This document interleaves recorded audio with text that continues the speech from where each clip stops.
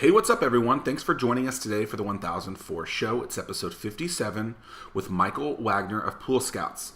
Pool Scouts is a pretty cool business under the Buzz franchise brands business, which also includes Mosquito Joe. But what's cool about Pool Scouts is they learned that through Buzz franchise brands, through Mosquito Joe's, that there are a lot of opportunities for people who own a pool to actually get their pool clean, serviced.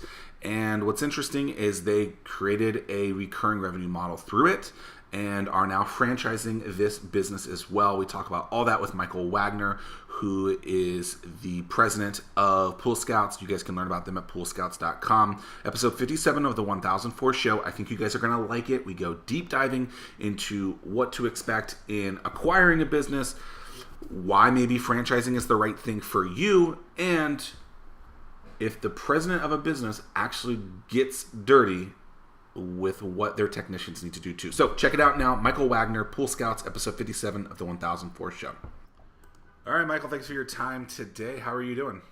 I'm doing great, Zach. Thank you very much. How about you? I'm doing lovely, doing awesome. So Pool Scouts, I often ask people to give me an elevator pitch of what it is. In your mind, what is Pool Scouts? So Pool Scouts is a new way, a new professional approach to a business that's been around for a long period of time, which is pool cleaning and maintenance, swimming pool cleaning and maintenance. And what Pool Scouts does better is starts with the branding and the marketing side of things, and follows with the operations sides of the business, which include purchasing power, scaled operations, systems, communication tools, etc. So we're really about the recurring side of swimming pool maintenance. So the weekly, the bi-weekly, the monthly services, as opposed to just the single one-off repair type business that's out there as well. We don't do construction or major stuff, but really the recurring side of things. I like to describe it as we sell razor blades, not just the razors kind of thing. In a very strong model with selling razor blades in these days with Dollar Shave Club and Gillette and all of them trying to do all that type of stuff. You only do residential or also commercial as well? We focus on residential, and the reason behind that is many commercial pools not only have different thresholds of chemicals that they deal with, they have different equipment, but many of the commercial pools, the companies they work with often include the lifeguards and the people side of the business as well. So it's a whole different level of business, different levels of insurance, and different regulations associated with it too. And the other thing with residential is we know who our target customer is. They're single family homes with pools in the backyards with incomes above certain thresholds. And for us to target and market to those people on the residential side is a lot easier than a business to business approach. When you know those specific data points, you also know their annual at-home. Is that easy, or at-home revenue? Is that an easy stat to find? And how do you kind of search for it? Because it's homes that are $75,000 and up. Like, how do you search for that?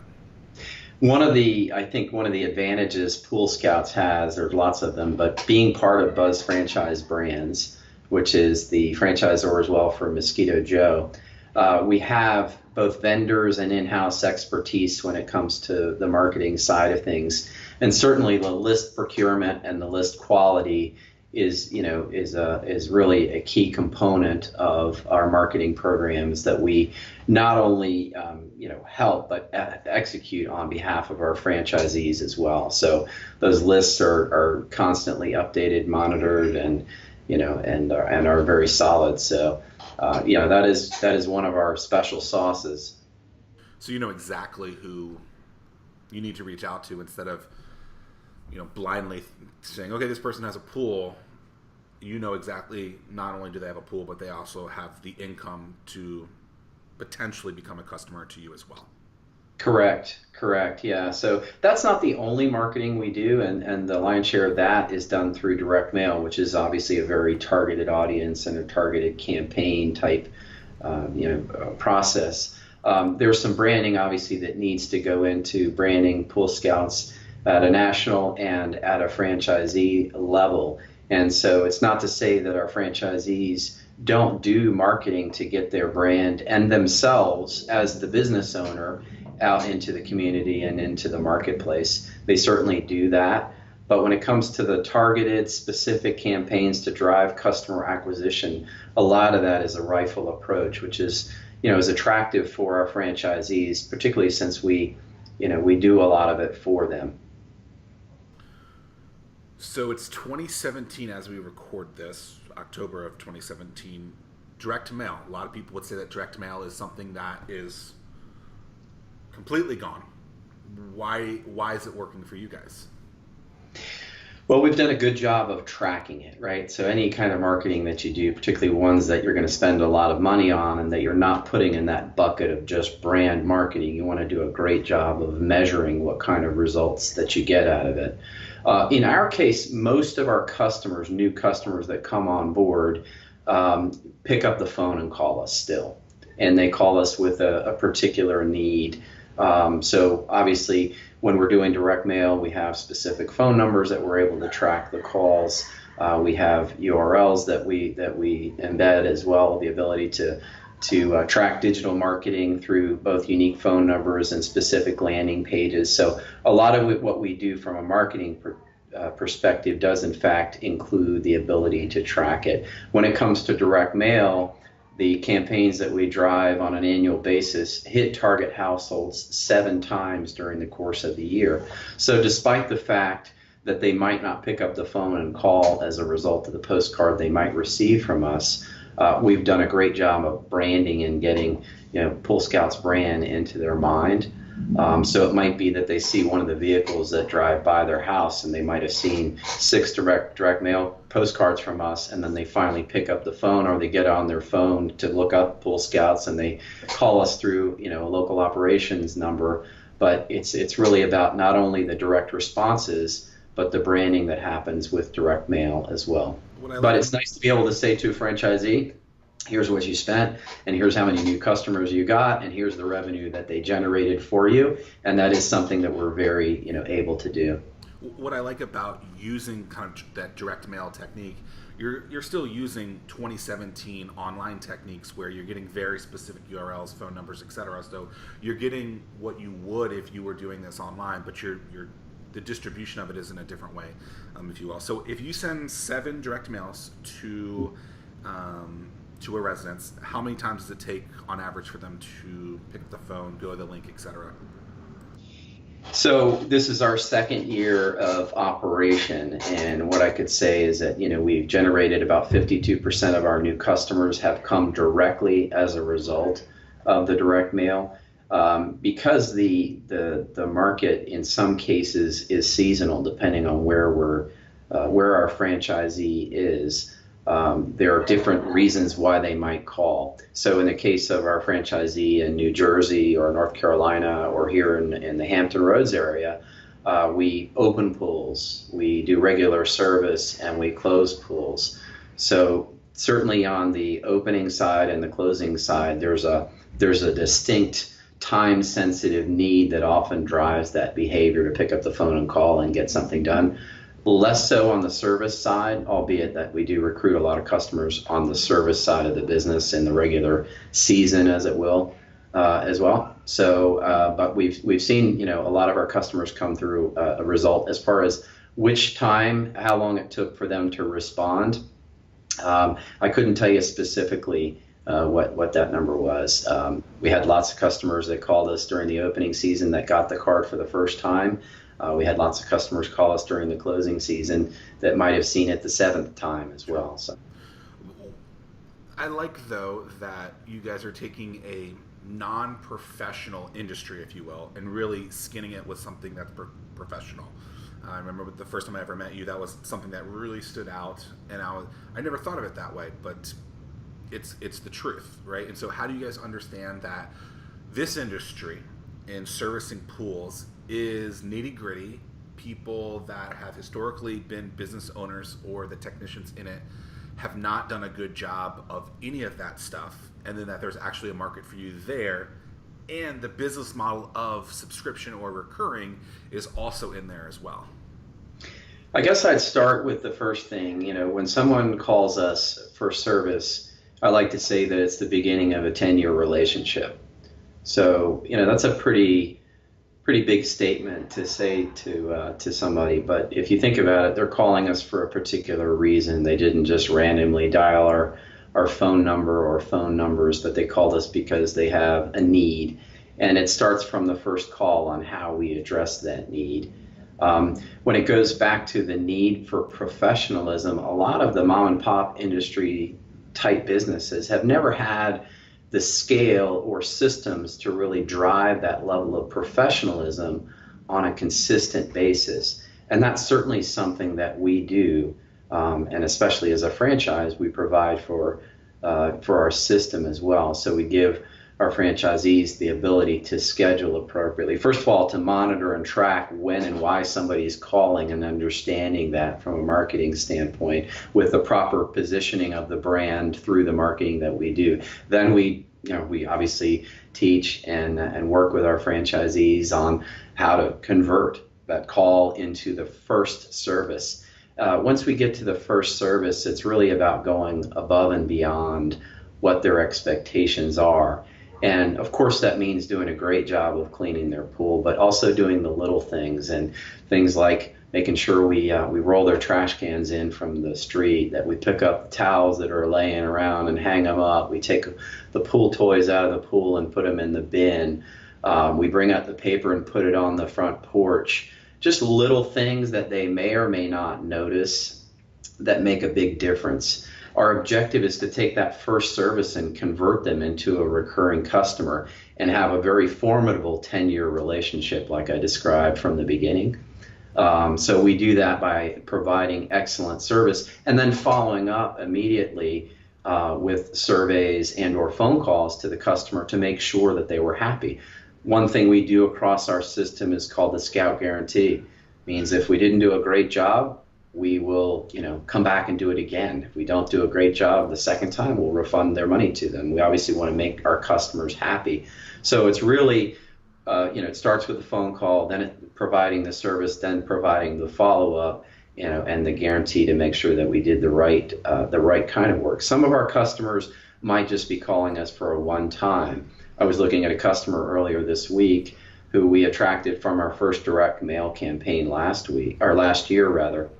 And they opened their pool with us, and then they just closed their pool with us. But last year they opened their pool with us, had service once or twice during the season, and closed their pool with us. And this year they opened their pool with us and closed with us.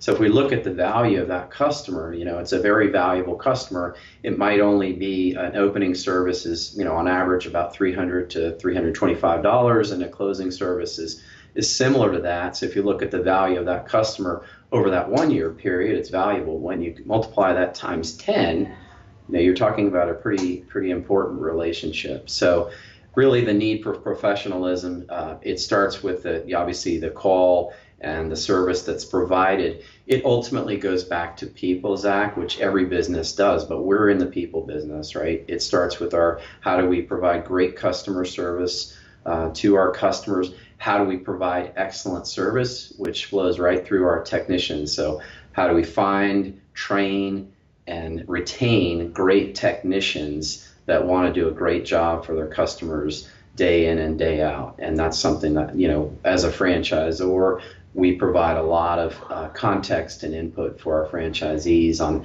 how they can train people, and we train a lot of our franchisees technicians as well. So we're hands-on with that side.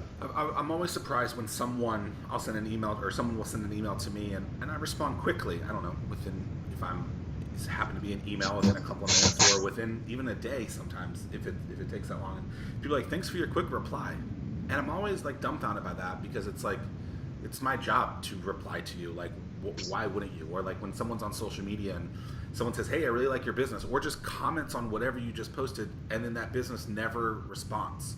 Like, the whole game is to be social, to be having a conversation with people. So I like that you are active in doing that.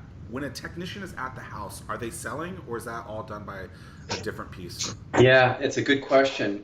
More than 85% of our customers are not there when we're providing service to their pools. So they really don't have an opportunity in many cases to sell. When they might have an opportunity, if they're out providing service to a customer and the neighbor walks across the street and asks them a question about the service, then they have an opportunity to engage a new customer into a conversation. We provide our technicians incentives in that case if they're able to bring us a new customer. They don't have that much opportunity to sell in that case. The way they enable the sales process is to, if in fact they do get to engage with a customer, which we have great technicians, is to be polite and to explain and really add value to the conversation with the customer, and then provide excellent service. And you brought up something about the immediacy of communication, and we all walk around with our phones, and if you text somebody and you don't get an answer immediately or in the next 5 minutes or something, you're thinking, what's wrong here? One of the things that we found in particular is that we're not always going to provide perfect service every time. Things happen, or we have had certainly issues, and I think we talk about the immediacy of the follow-up, so that as soon as you identify an issue or a problem, the quicker you address it and the quicker that you deal with a challenging customer or situation, the much better off you are. The more that time goes on with an unhappy customer, in many cases, the more unhappy they become, or the more they could tell other prospective customers about it. So I think that gets to that immediacy that you were talking about, of how do you address things as quickly as possible when they come up, and how do you make the situation right? We already offer the Scout Guarantee side of things, and we do follow up and ask for the Net Promoter Score type things. But the more immediate that a communication happens with a customer that's either happy or unhappy, the better off we are in making sure that we retain that customer and wow them. I was going to ask about the Net Promoter Score. I think I remember you before telling me about that. What's the question that you ask on your Net Promoter It's Score? a simple, and that's pretty standard. It's would you refer us to your friends or family, and if so, why? And it's we do it system wide. It's a scheduled process. I get copied on every single survey result throughout our system and throughout our franchisees. And it's amazing, because through this system that we use, they can also share it on other social media sites like Google or Yelp or those kinds of things. So not only are you getting this immediate feedback, they have the opportunity to kind of spread the word. And if in fact there are negative reviews that come in, obviously the quicker that you can address those and make those right, the better off that we are as a group. So when that negative review comes in, what do you do? Well, if it's a franchisee, we work with a group that helps them. First of all, it's a third party that we work with that's called Web Punch, and they do reputation management at a local level for our franchisees, and the survey as well, the survey process itself. So there's some help on that side, but ultimately it's the responsibility of the franchisee to reach out specifically to the customer and make whatever isn't right. And so the quicker that can happen, hopefully it hasn't waited till the survey's gone out. Hopefully we've gotten some level of feedback, and done something ahead of the survey. But if in fact it happens at the survey process, it's just a matter of making sure that the follow-up happens quickly and that the situation is made right. And most people want to see that, right? They want to see, okay, I said something, you responded back to me, just like you said. I'm surprised you replied to me so quickly. Well, we're watching this every single day. As soon as we get this, we're going to respond, both positively when you say, yes, I'd love to refer you to our friends and family. Well, that's great. We'd like to talk to you about that. Sure. Not just to hear that. We'd love to get a referral. And we have some incentives in place that allow that too. In your world, is it common for you, the franchisor, to also have a territory of your own? Really, a lot of franchise systems do operate either, they might call it a company store, or And for us, it is we did that with Mosquito Joe and with Pool Scouts. And so for us, we're walking the talk. That's the one thing. We're operating the business. It also provides us the training ground.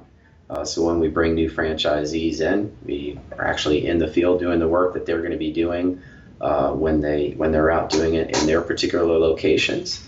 And it gives us an opportunity to test things as well, Zach, where we might test a marketing initiative and lots of different things. So for us, it's invaluable to be able to operate that. Our objective as a company and our goal for Buzz Franchise Brands at a high level is to enable people to achieve their dreams. And so that's not looking at the corporate locations, and they're very important for us as a business, but our objective is to support our franchisees. Our local operations allow us to support our franchisees by learning and trying and doing and training as well. But our goal is not to build up a bunch of corporate stores or those kinds of things. Our goal is to enable other people to reach their dreams by franchising. When was the last time you personally cleaned a pool? Last month. Yeah, so I was in visiting our franchisee in Florida. So I was in Sarasota down there and spent the day in the field. We have a lot of things going on from a franchise development standpoint, but traditionally I would have tried to spend maybe a day a month in the field in the local operations, especially more early on than now. But we have a lot of things going on, and so I don't mind it. It's fun. It's nice to be outside. It's nice to be out of the office. And one of the cool things about our business, candidly, is it's not a terrible environment to work in if you're out in the field as a technician working around people's swimming pools. It is hard work. I don't mean to take away from that at all, but it's not the worst environment that you could be in either. So getting into you personally into the field, is that more of like an undercover boss kind of moment where you get to really figure out We're too small for that kind of thing to happen already. Everybody knows who I am. There's no mistaking me for, but no, it's really about putting, in my careers, I've always tried to be on the pulse of the business. And from my perspective, the pulse of the business in any case is the customer. So in our case, Zach, we have two customers really. In the local operations, we have customers, people that pay us to clean their pools and maintain their pools. And we have franchisees. And I've mentioned this before, but for me, a franchisee is our customer, but they're also an owner. So in that sense, they're a peer.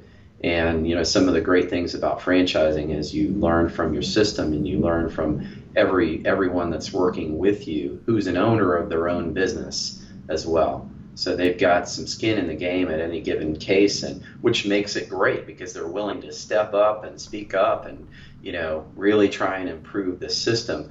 And another neat thing about franchising is if you have a franchise that's located right here and one that's located right next door to it, you're both better if each of you are more successful.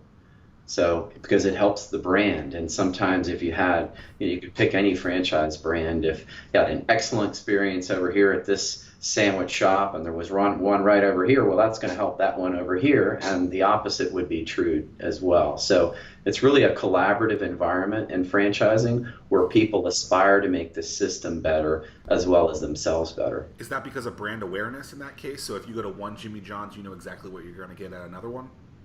It is. And people don't, with the brand you bring up like a Jimmy John's, most people aren't going to know who the owner of that particular Jimmy John's is.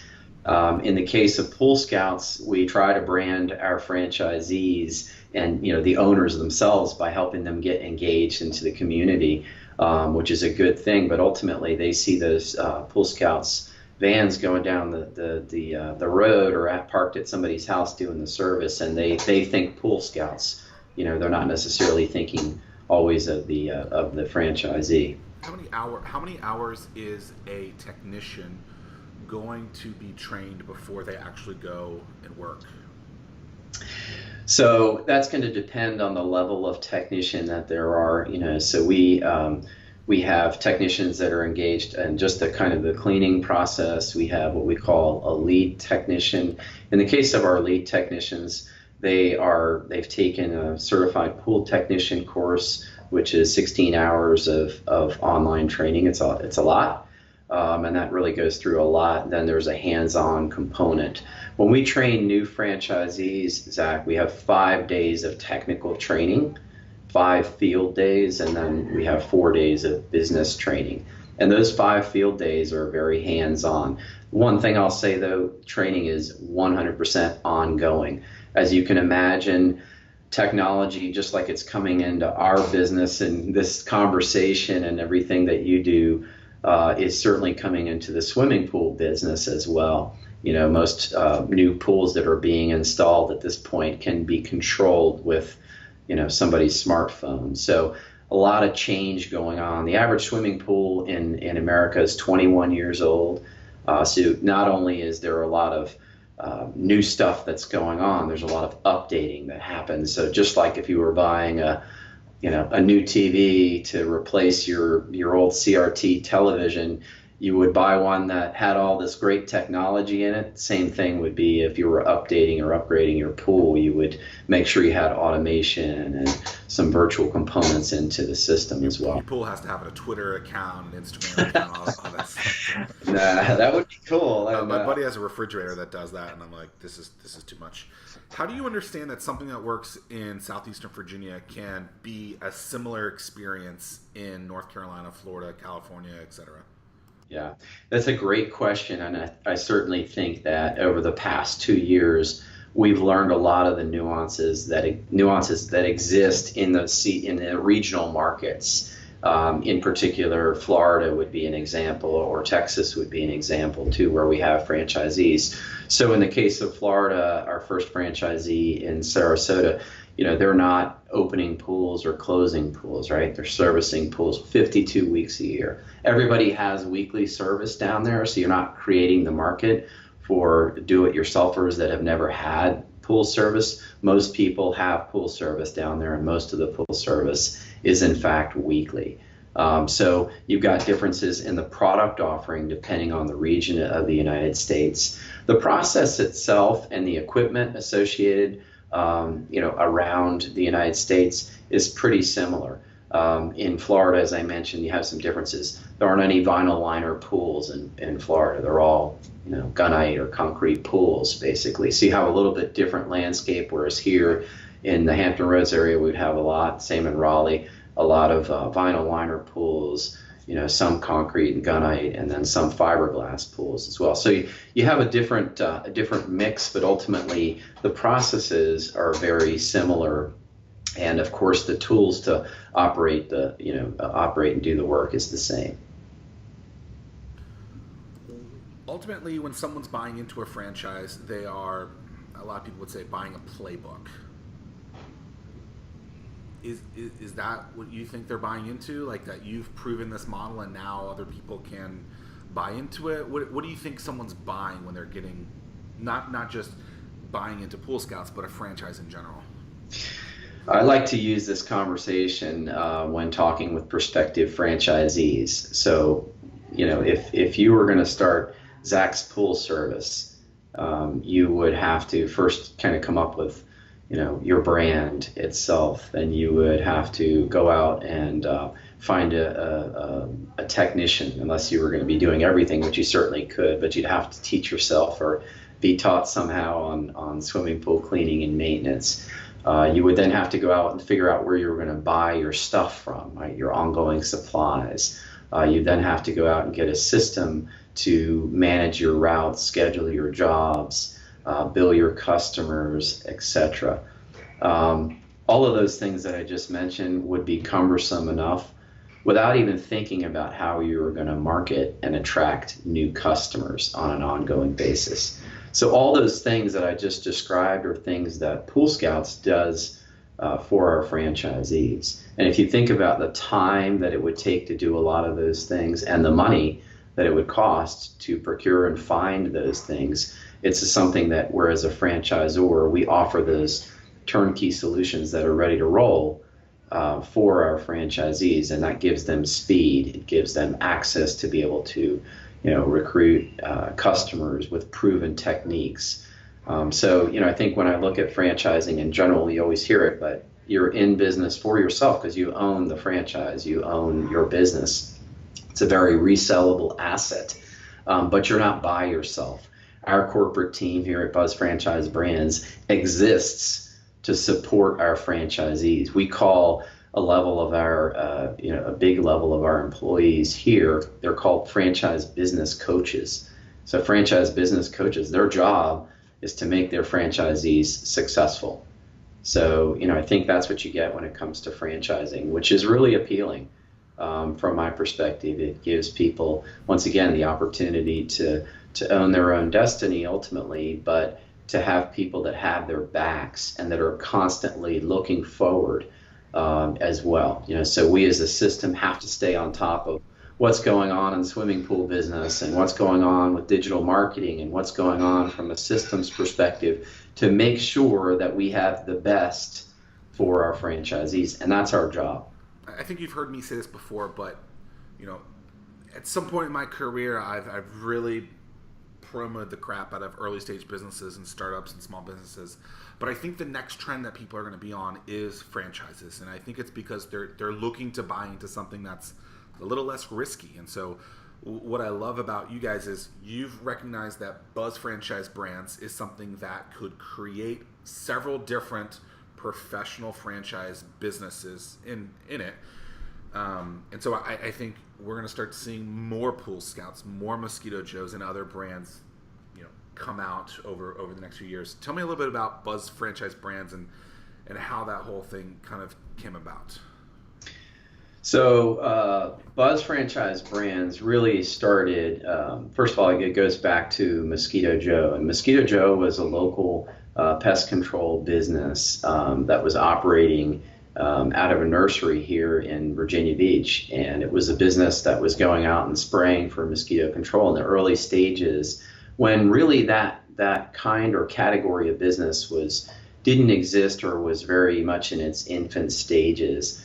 So some friends or the founders of Mosquito Joe approached Kevin Wilson about bringing their business to the next level. And Kevin's the CEO of Buzz Franchise Brands. I've known Kevin for a long period of time, and he's really a forward thinker and has a tremendous background and experience in franchising. And really, was Buzz Franchise Brands there then when they went to him? No, it wasn't yet. Initially, it was the foundation of Mosquito Joe, and quickly as Kevin saw the success of Mosquito Joe, Kevin, as I said, is very forward thinking. We can do this with other businesses. We can really be a multi-brand franchisor, and so that's how Buzz Franchise Brands was born in.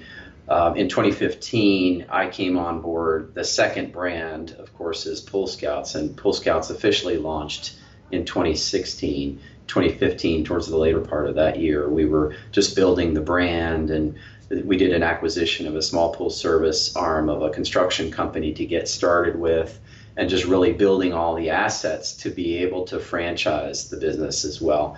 But when we look at the synergy that exists, in our case, between Pool Scouts and Mosquito Joe and Buzz Franchise Brands, we're really afforded some great opportunities to share resources.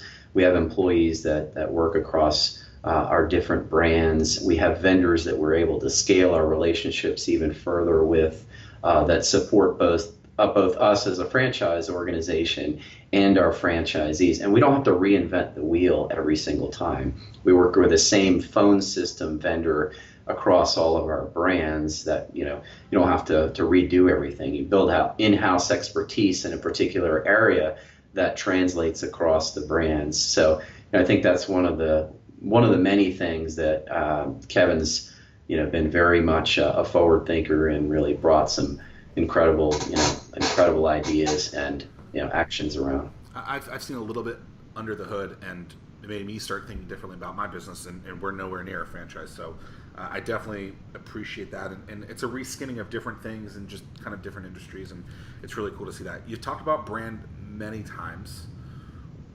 why is branding important? So once again, going back to the professionalism of what we do, how do we stand out? And I go back, Zach, to our two core competencies as an organization, as a franchisor. We have the operations side, and then we have the marketing side. The crux of the marketing side really starts with the brand itself. We pride ourselves on our brands being something that stands out, colorful. We bring humor into the branding messages, and we spend a lot of time and effort in working with our agencies to build those brands. But we're building something that travels nationwide, that can scale across the country, and that stands out amongst the crowd. In many cases, in the case of Pool Scouts, how do we stand out against? No offense, but Zach's Pool Service. How do we stand out? Hey. We're coming So after. We're coming around after. the branding and the messaging and the colors and the vehicles and the websites and just having that brand consistency flow throughout the organization is really, really important. And it's also what you, as a prospective franchisee, that's what you buy into. Can I see myself wearing this shirt? Can I see myself driving this vehicle? Can I see myself as Pool Scouts or as Mosquito Joe? So it's really a big deal. How do you? Okay, so you from the branding perspective, you've outsourced this, but then you also have an internal team that can help with some of that. How do you decide what to outsource and what not to? It's a good question. In the early stages, we worked with a lot of different vendors, and some of which support us still as an organization across both brands. But we've also built up. When you look at our team within BuzzFright Franchise Brands, our team is split up between marketing and operations folks for the most part. So internally, we have expertise in the area of graphic design. We have area of digital marketing. We now have 3 people on that side. And then there's brand marketing, specific brand folks that are, supporting the franchisees as well as the brand. That's the other side of this. I mentioned, like, we have 2 sides. We have our customers and then we have our franchisees. Well, with marketing, we have 2 sides as well. We have the consumer-oriented marketing, and then we have selling franchises. So really franchise development marketing as well. So that's where, we have a lot of expertise in in-house people. And then on the operations side, it's around supporting our franchisees.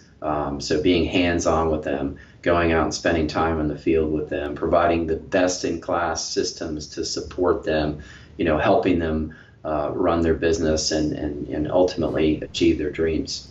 You talked about humor. When we talked with 1 Hour Heating, Bandit was something that they implemented. I don't even know how many years ago, but several. And one of the things that they were using, an outsourced agency in Austin, they said, give us a year to do this. And it took 11 months before that started giving them something. How long are you willing to kind of wait it out on something that might be a little funky from the branding side of it? That's a good question. I think that we've worked with some great folks, and of course I'm biased, right? But I think we've hit home runs with the creative marketing that we've done so far, and we've done a couple. Pool Scouts did 2 commercials this year. We worked with a local production company called Studio Center on them, and they turned out great. We're not putting them on TV yet because that's very costly. Obviously, the media buy associated with that, but we've been able to use those through a lot of web-based channels to kind of get out there and brand. And we've gotten really positive responses on that side. A lot of the marketing we've done has been in print as well. So from a franchise development standpoint, we've been in a number of different magazines and those kinds of things. And then the collateral with the consumer marketing that we use to drive customer acquisition for us and our franchisees, we've brought humor into the messaging there, and that's been really well received.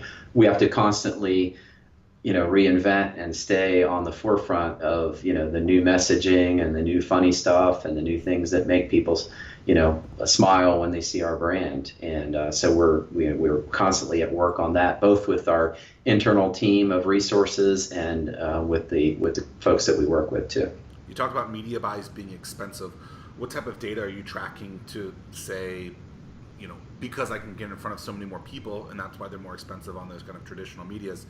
How do you kind of look back and forth and say, okay, this costs a lot less money, this costs a lot more money? How do you kind of make that decision on which one to go with? Well, with Pool Scouts, we haven't had, because we're more in the startup stage in our second year, we haven't had the luxury considering the media buys to get out there in front of a large number of people. So we've really been focused and targeting through web-based channels to get the messaging out there as well. We have a great public relations group that we work with, a company called No Limits based in Chicago, that has really helped us brand Pool Scouts and also worked with us on the Mosquito Joe side of things. And obviously with the PR side of things, they're getting you in front of a lot of different people through a lot of different publications and channels. Mosquito Joe has been afforded great opportunities for a number of different television opportunities across the nation because of things that have happened, obviously with mosquito-borne illnesses and those kinds of things. We've been fortunate. We were on a TV station in Raleigh this week that we were able to talk about pool closings, and that was a result of our PR agency getting our franchisee Tiffany on TV, and it was a great opportunity. And so we've had some good fortune working with those kinds of opportunities, but we haven't, as Pool Scouts, gone out there and bought the mass media. Although I think our commercials that we produced are certainly that level of quality and could certainly be on TV and be out there, we haven't gone down that path yet. Mosquito Joe has built up a number of franchisees and a lot more scale, and they have done some media focus in particular areas, some commercials and those kinds of things as well. But we haven't gotten there yet. When you guys started pricing out on multiple sides of it, the customer side of it, the franchise side of it, what were some of the things that you thought about from a startup cost that you look at now and say, hey, we messed this up? That's a good question. If you step back and think of the value of your customers, on the consumer side, it's pretty easy to justify what you spent to acquire that customer, particularly when you think of that 10-year relationship that you keep somebody for, even if it's a customer that we were just opening and closing their pools. If you think about what it cost us to acquire that customer, which we do very much track for us and for our franchisees, we've been very successful on that side. In the case of the franchise development side of things, which is really a large spend from a marketing perspective, we've done a lot of digital channels. We've done a lot of events. Some of the events that we did, which were very expensive, didn't yield new franchisees. You go back and you think about whether you're going to do those events again. Like a conference type of event, or like sponsoring a dinner? Lots of franchising events that are all around the country, where you know exactly what you're going to spend. I'm going to spend $6,000 doing this franchise event, and there's lots of other franchise organizations around this, having booths, and people walk by and they learn, and so there's lots of those things that we've done maybe that haven't paid off in dividends yet. But then I go back to the branding side of things that we referenced earlier too, and you're getting the brand out there, and you might not close a franchise sale yet, but you're also building the brand. People see it, and over time that'll add value. With Pool Scouts, it becomes easier to sell franchises the longer we're in business and we're successful and we're expanding, because we have that much better of a story to tell. What we look for right now in franchise sales so far is we really have had early adopter type people that are willing to take a chance on a newer concept that hasn't been around as long. Does that make sense? Absolutely. And one thing that I've been telling people a lot is it's about longevity, right? And so the majority of the brands that you use and buy, you have known them for a very long time. While Pool Scouts might be the logo on the shirt, I'd be willing to bet that the shirt that you're wearing is from a company that's at least a decade old, right? The desk that you bought is probably from a business that's a decade old. Those businesses, just because they've been around for so long, have this longevity, have this like aura or this marketing that continues over and over again because people have seen them for so long. And in some of our programs that we have, someone's like, well, I think I'm marketing too much. And then I go and I look and I'm like, well, you're not marketing even close. I said, when someone tells you that they see you all the time, that's a good thing, not a bad thing. So I don't know why people wouldn't want to be recognized, but it's crazy that they would. When you're doing ads, is your goal to break even, or do you have some sort of multiplier that you're looking to hit? So with the ad side of things for franchise development, it's a lot around branding and brand awareness. While we certainly have specific numbers or URLs where we can track what kind of direct responses we get, the ads we've been doing have been in airline publications. We've been in American Way, we've been in Delta, we've been in the Wall Street Journal, we've been in Forbes, we've been in a number of different types of publications. They're difficult to measure specifics because once again, I think you look at that, then you think about it, and then you go online and you go specifically to the website. We try and do our best job of tracking all that stuff. They're harder to measure than more direct type response, campaigns that we do. In those publications, are they specific ads, or are they sponsored articles? What type of, like when you're in those big publications? Yeah, specific ads. We've gotten certainly as a result of working with Entrepreneur as an example, where they have a franchising specific publication or edition, and getting some editorial content around us or Mosquito Joe or Buzz Franchise brands, in addition to then us advertising as well. So we've had some of those combinations, and then we've had some that are specific ads in the publications. If someone's listening and they were thinking about actually starting a business from scratch, what kind of experience should they maybe think about if owning a franchise was something that you might have twisted their arm and made them think about doing? So I think when it comes to franchising, you brought it up earlier, you talked about the notion of a playbook. And so, franchisees, by the nature of the business, have to be involved in every single aspect of the business. And some of it's, fancy and fun, and some of it's not, right?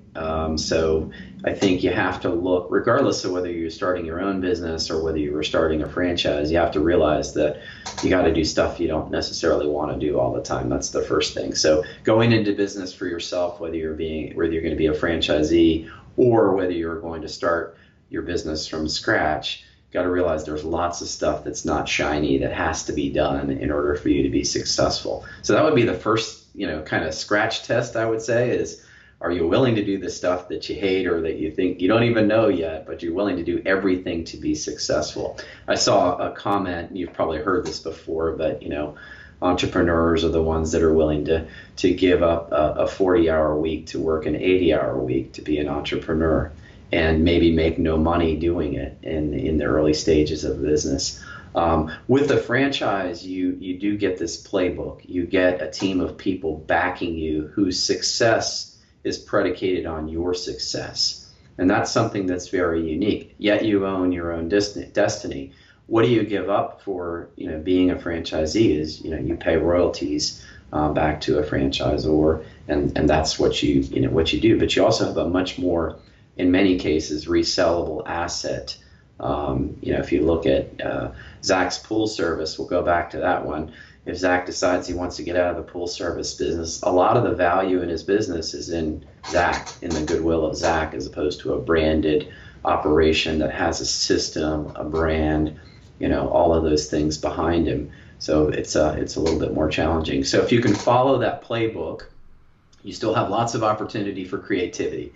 I don't want people to think that franchising takes away from your creativity. Your creativity might just be channeled into different areas. You might be a great salesperson and be able to, leverage that ability. You're still going to be able to do the finance side of things because you have to keep your own books and do those things. You might have less engagement on the marketing side because there might be rules around the branding associated with your brand as a franchisee as well. But there's still lots of opportunities for creativity. Just realize that you've got a playbook and you've got guidelines that you're following. That's a point that I never actually thought about this way, where a lot of people that are starting businesses are really good at a trade or a specific skill, but they're not necessarily good at the other side of it. And if you think about it, that could be something that could be very valuable in owning or buying into a franchise. I'm going to ask you a series of quick answer questions. All right. So you talked a little bit about events. What's your favorite event to go to get the brand out? Good question. Did an International Franchising Association event in New York City last year, and while it wasn't specifically the best for our franchise sales process, it was a great overview for me to learn a ton about franchising and see a bunch of different brands out there. So really enjoyed that. Did another one called the Multi-Brand Franchising Show in Las Vegas this year. Really got to meet a unique group of people who own multiple of one particular franchise or multiple brands. So met folks that owned 5 hotels and 6 restaurants, and really understood franchising from a totally different perspective. And they had some great educational tracks around that. So was able to learn a lot while I was there. So I always enjoy the events where I come back with a lot more knowledge, in addition to kind of being able to engage with prospective franchisees. Sure, I think that's really important. What's your favorite tool to run your business? One of these tools that we are just fortunate to be a part of, we have a tool called Tableau, and Tableau is a data mining, congregating software platform that enables us to look at data on a daily basis and really be able to just be on the pulse of what's going on and be able to dissect data from different systems as well. And it's a great system that Buzz Franchise Brands is using, and the dashboards and the data that I'm able to look at on a daily basis is that of a big company, and it really helps. Knowing that data doesn't lie, but that there's not always a story around it, how do you tell the story in your business knowing that the data might be skewed one way or another? So like maybe there's an outlier in there, but the data says that like you're doing really well one month, but you know that you're not. How do you make sure that you are staying kind of even keel on that? Well, part of it is to look at the high level data and compare that to the high level plan. I think that's back to Buzz Franchise Brands and Kevin and our leadership team as well. Our organization has excellent strategic plans that go out quite a bit of time, that have every aspect of the business planned out. So it's not just looking at that short-term side of things, it's looking at the bigger picture and looking at those metrics as well. We're small now with our number, as I mentioned, with 6 franchisees, so it's easy to know why something isn't right or why something stands out, and it could be something small. But it's easy to understand that as you get bigger, number one, those things become less material than they are right now. But number two, with the data tools that we have, we're able to kind of pick out trends and pick out things that are, need immediate action quickly. Favorite business book? I'm reading something right now, which is interesting, and it's called "What Got You Here Won't Get You There." And it's by Marshall Goldsmith. And I like to read a lot of things around leadership, have during most of my professional life. And this is just a really interesting book that I would recommend for folks that are constantly on the way of trying to get better, but also that are willing to look in the mirror and realize that there's some challenges that they have to identify and deal with on their own as well. So that's been that's a new one. And one of my colleagues just gave me a book on the secrets of leadership from Colin Powell that I have trouble reading 2 books at one time, but that's the next one that I'm going to be reading. Getting them lined up. Yeah. Favorite quote about life, business, leadership? Is there a quote that you live by? Put me on the spot with that one, Zach. To think.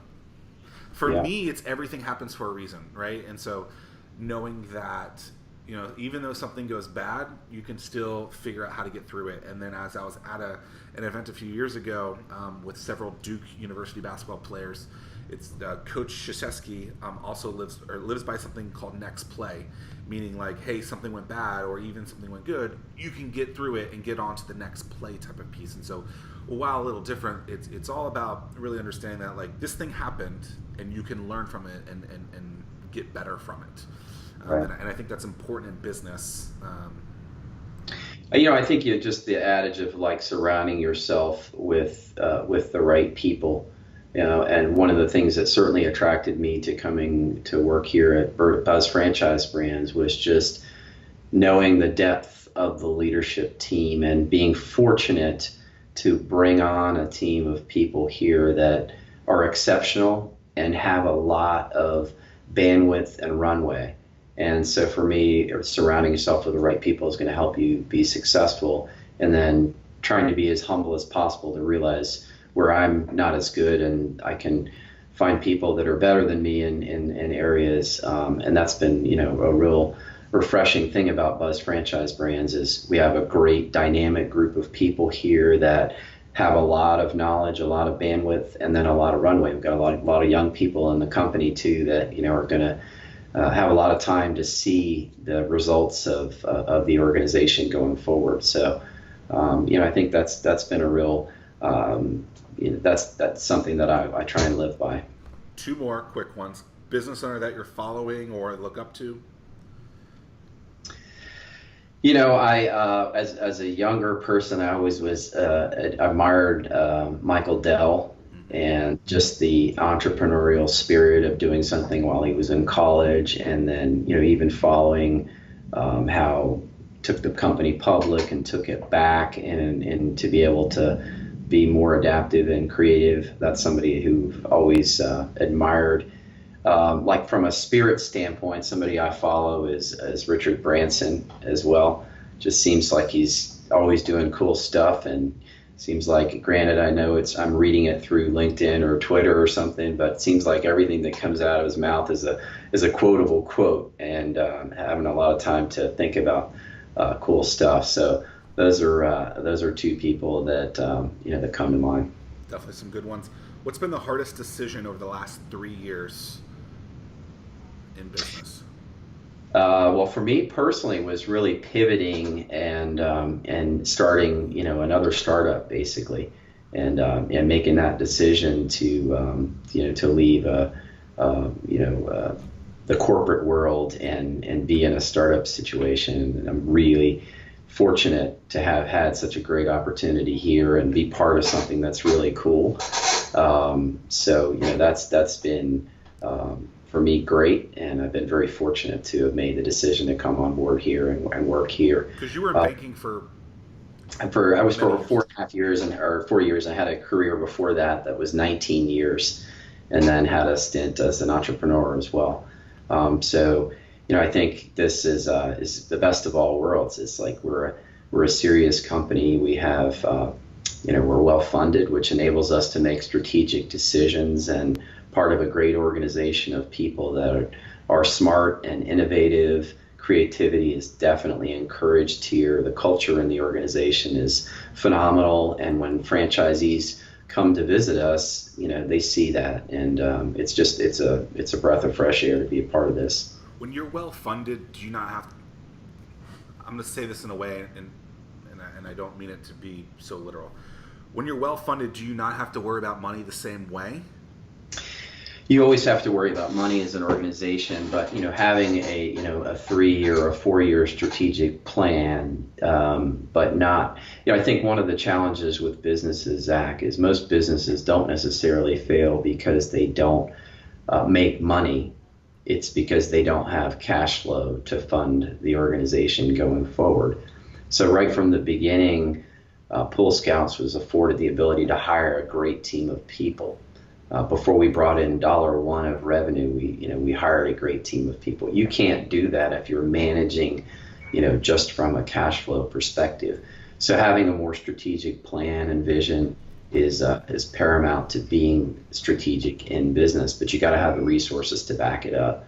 And so, we've been very fortunate in that way to be part of us franchise brands, to be part of a great organization that's doing well, and Pool Scouts is a part of and a budding part of the organization. Love it. Michael Wagner, appreciate everything that you guys are doing. Poolscouts.com. Any final words? No, enjoyed the conversation. Thank you for allowing us to be part of what you guys are doing there. We're certainly, our group here is made of a lot of entrepreneurs, and we love the ideas you guys are putting forth and the support that you're putting forth in this area and in others of new businesses. So thank you, Zach. Well, that's it. Thank you guys so much for watching this episode of the 1004 Show. I hope you guys enjoyed Michael's thoughts on Pool Scouts. If you guys wanted more information on Pool Scouts, you can check them out at poolscouts.com. If you loved this episode, give it a like, a share, a download, whatever. Just enjoy it. Share it with your friends. We appreciate your time. And check out the next episode, 58, coming out next Tuesday. Talk soon.